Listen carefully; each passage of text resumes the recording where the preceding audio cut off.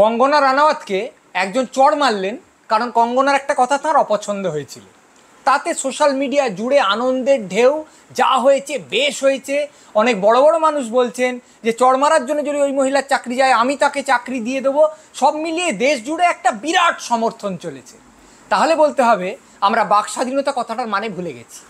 কারণ বাক স্বাধীনতাকে সম্মান করা মানে হলো আমার সবচেয়ে অপছন্দের কথাটা বলার অধিকার একজনের আছে, সেই অধিকারটাকে সম্মান করা, সেই অধিকারটাকে স্বীকার করা। কঙ্গনার কথা একজনের অপছন্দ হতেই পারে, কঙ্গনাকে অপছন্দ হতে পারে, তার পার্টিকে অপছন্দ হতে পারে, তার পার্টির মতাদর্শকে অপছন্দ হতে পারে। কিন্তু আমি যদি একবার বলি যে একটা কথার বিরুদ্ধে একটা চড় মারা হচ্ছে একটা ঠিক মোকাবিলা, একটা কথা অপছন্দ হলে একটা চড় মারা হচ্ছে সেই কথাটার একটা ঠিক প্রতিবাদের উপায়, তাহলে সঙ্গে সঙ্গে আমি স্বীকার করে নিই যে কোনো কথা অপছন্দ হলেই যে কোনো লোক একটা লোককে গিয়ে চড় মারতে পারে। অর্থাৎ আমি কঙ্গনার বিরুদ্ধে একটা কথা বললাম, কঙ্গনার সমর্থকের সেটা অপছন্দ হলো, তাহলে সেই সমর্থক সুযোগ পেলে, জায়গা পেলে আমাকে সে চড় মারতে পারে। তাহলে আমি কীরকম একটা দেশ চাইছি যে অমুকের কথা আমার অপছন্দ, আমি গিয়ে তাকে চড় মারলাম, আবার আমার কথা অপছন্দ, ও এসে আমাকে চড় মারলো। এভাবে রকে, বাগানে, বাসে, ট্রামে, চায়ের দোকানে একটা থাবড়া থাবড়ির দেশ তৈরি হয়ে গেল। অনেক কথা অনেকেই বলতে পারে যেটা অনেক লোকের অপছন্দ হলো। ধরো একজন লোক বললেন যে বাঁদর থেকে মানুষ এসেছে, ভগবান ময়দা ঠাসা করে মানুষ তৈরি করেননি। অনেক লোকের অপছন্দ হলো, তাতে কি ডারউইনকে এসে একটা চড় মারা যায়? একটা লোক বলে উঠলেন বিধবাদের বিয়ে করা উচিত। যে সময়ের সমাজে তিনি এই কথা বলছেন সেখানে অধিকাংশের কাছে এটা একটা অত্যন্ত কলঙ্কময় কথা। তাহলে কি বিদ্যাসাগরকে লাঠি মেরে আসাটা ঠিক ছিল? রবীন্দ্রনাথ এমন লেখা লিখেছেন যেখানে তিনি বলছেন যে যখন স্বাধীনতার আন্দোলনের একটা অঙ্গ হিসেবে প্রচণ্ড আবেগবিহ্বল হয়ে বেশ কিছু মানুষ বিদেশে তৈরি কাপড় পোড়াচ্ছে, সে ভুল কাজ করছে। কারণ যে দরিদ্র লোকগুলো ওই বিলিতি কাপড়গুলো বিক্রি করছে তাদের জীবিকার কি হবে? তার চেয়ে বড় কথা, তুমি ফতোয়া দিয়ে ঠিক করে দিতে পারো না কোন কাপড় কে কিনবে পরবে আর কে কিনবে না পরবে না। তো রবীন্দ্রনাথের কথা বহু লোকের অপছন্দ হয়েছিল, তাতে কি রবীন্দ্রনাথকে আঘাত করা যেত? আপনি বলবেন কোথায় রবীন্দ্রনাথ, বিদ্যাসাগর, ডারউইন আর কোথায় কঙ্গনা, কথাটা তা নয়। কথাটা হচ্ছে আমি যদি কোনো একটা লোকের কথা অপছন্দ হলে তাকে আঘাত করতে পারি এবং সেই আঘাত হাততালি পেতে পারে, তাহলে যে কোনো লোকের কথা অপছন্দ হলেই যে কোনো লোক গিয়ে তাকে আঘাত করতে পারে, এটাকে আমায় মেনে নিতে হবে। এটা তো সভ্যতা হতে পারে না।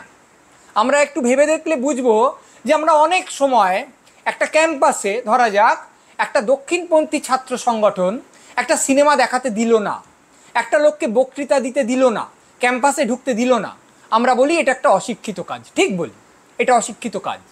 কিন্তু একই সঙ্গে একটা কোনো কলেজে একটা বামপন্থী ছাত্র সংগঠন একজন দক্ষিণপন্থী লোককে বক্তৃতা দিতে দিল না বা একটা সিনেমা দেখাতে দিল না যার মধ্যে দিয়ে তাদের মতে মৌলবাদ বা দক্ষিণপন্থা প্রচারিত হয়েছে, আমরা বলি সেটা প্রগতিশীলতা না।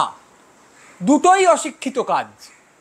সমস্ত কথাই বলতে দিতে হবে, ঘোর বিজেপিকেও কথা বলতে দিতে হবে, ঘোর অ্যান্টি বিজেপিকেও কথা বলতে দিতে হবে, অনুপম খেরকেও কথা বলতে দিতে হবে, ধ্রুব রাঠিকেও কথা বলতে দিতে হবে। তারপর সেই কথা যদি আমার অপছন্দ হয় তাহলে কথা দিয়ে তার মোকাবিলা করতে হবে, বা কথার অন্য রূপ দিয়ে। আমি কথা বলতে পারি, ব্লগ করতে পারি, আমি ফেসবুক পোস্ট করতে পারি, আমি নাটক করতে পারি, আমি সিনেমা করতে পারি, আমি মিছিল বার করতে পারি, আমি কার্টুন আঁকতে পারি, আমি তাই নিয়ে স্পুফ করতে পারি, কিন্তু আমি মারতে পারি না, আমি কোনো অভদ্রতা করতে পারি না, আমি কোনো অভদ্রতাকে সমর্থন করতে পারি না। একবার এরোপ্লেনে দেখা হয়েছিল বলে অর্ণব গোস্বামীকে কুণাল কামরা অপমান করেছিলেন, তুমি কি জার্নালিস্ট না কাওয়ার্ড? এটা তুমি করতে পারো না। কারণ তাহলে এটা মেনে নিতে হয় যে যদি একটা ট্রেনে যাওয়ার সময় অর্ণব গোস্বামীর সঙ্গে কিছু চেলাচামুন্ডা থাকে আর সেখানে হয়তো কুণাল কামরাও যাচ্ছেন, তাহলে কুণাল কামরাকে তারা অপমান করে ট্রেনের কামরা থেকে নামিয়ে দিতে পারে। আমরা একটা লোককে অপছন্দ করতেই পারি, কিন্তু সেই অপছন্দের লোকটার সঙ্গে যদি কোনো অভদ্রতা বা অসভ্যতা হয় সেটাকে যদি সমর্থন করি তাহলে আমি আসলে অসভ্যতার সমর্থক হলাম, আমি অসৌজন্যের সমর্থক হলাম। সেইটা কখনো হতে পারে না। আমাদের মনে রাখতে হবে যে ফেসবুকের যে বিচার বন্দোবস্ত, সোশ্যাল মিডিয়ার যে বিচার পদ্ধতি, তাতে যদি গা ভাসিয়ে দিই এবং তারপর একটা অভদ্রতাকে সমর্থন করে একটা প্রগতিশীলতার নাম কিনি, সেই প্রবণতাটা ভয়ঙ্কর। কারণ তাহলে আমি আসলে আমার ভেতরকার যে শালীনতা বোধ, ভেতরকার যে সৌজন্য বোধ, ভেতরকার যে সূক্ষ্ম বৃত্তিগুলো, সেইগুলোকেই চড় মারলাম এবং অপমান করলাম।